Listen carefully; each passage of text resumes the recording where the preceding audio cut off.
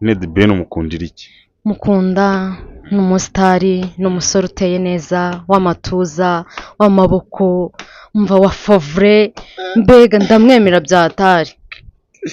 Ndi seriye ndamukunda bya hatari ku buryo amarangamutima yanjye yose mba numva nifuza kumubona tukaganira, mbega nyine twuzuzanya nyine. Murakaza neza kuri Free Time mu Rwanda, njye nitwa Bravo. Hano hari umuntu ufite umuntu akunda bya hatari, yaramupfiriye yaranamusariye, mugiye kumva ukuntu gahunda zimeze. Uriye mama wanjye Biriwe neza. witwa nde? Banyita mama Kibizo. Mama Kibizo. Ukora iki se? Jewe nyina comedy kuri Free Time mu Rwanda na filime. Yego niko kazi kanjye. None se twagusanze ahantu urumva urimo urareba ifoto y'umuntu hari navuga izina rye. Ubundi mu busanzwe niwe muntu ukunda kuri iyi si cyangwa se muri iki gihugu ku buryo wumva ko uri ku rwego rwo hejuru? Nkunda umuhanzi umusitari The Ben. Ndamukunda bya hatari. The Ben Cyane. Konde? The Ben. The Ben tuzi w'umuhanzi cyangwa Cyane uzi cyamamare The Ben. Esemero wumva ko uri seriye? Ndi seriye ndamukunda bya hatari ku buryo amarangamutima yanjye yose mba numva nifuza kumubona tukaganira, mbega nyine twuzuzanya nyine. None se The Ben ubundi umukundira iki? Ni umugabo afite umugore Pamela. The Ben ubundi umukundira iki?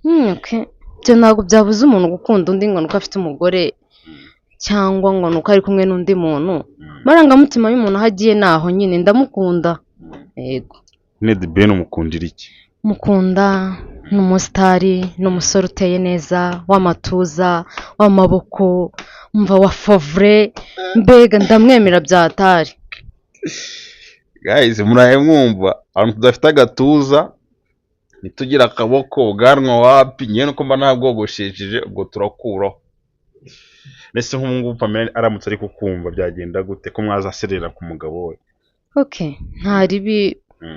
Pamela nta kibazo rwose. Ntese ukunda umuntu hari itegeko ribihana. Uko yamukunze nanjye namukunda.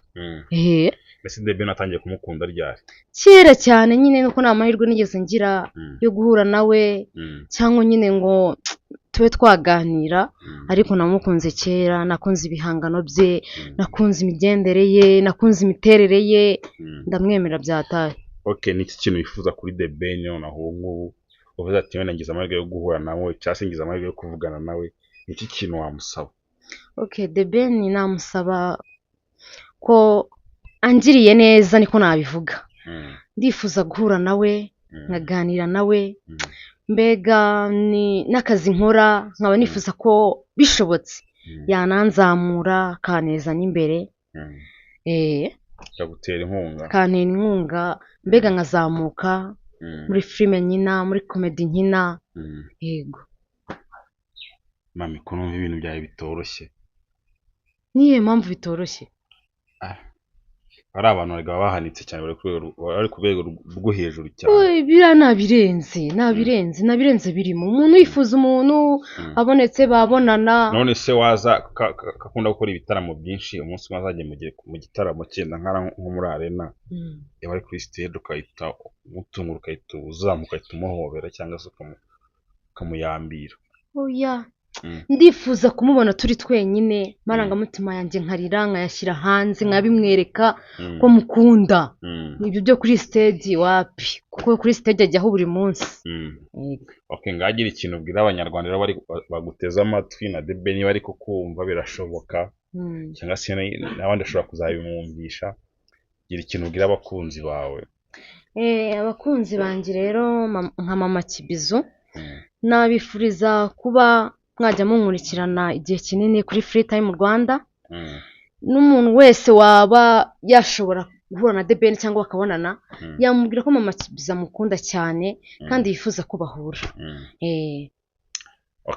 Mami, kubera amahirwe masa gusa ntabwo byoroshye, nubwo ntabwo bizoroha. mwifuje amahirwe masa iyi ni Free Time mu Rwanda, turabakunda dukurikirana umunsi ku munsi, tukugezaho ibintu bitandukanye, hano hacaho ibiganiro bitandukanye, hacaho amakomedi, ibintu byinshi byagufasha kuruhuka mu mutwe. Dukurikije, turabakunda. Ciao ciao, ngade bene muri kibizo. Mwah. Sawa, turabakunda.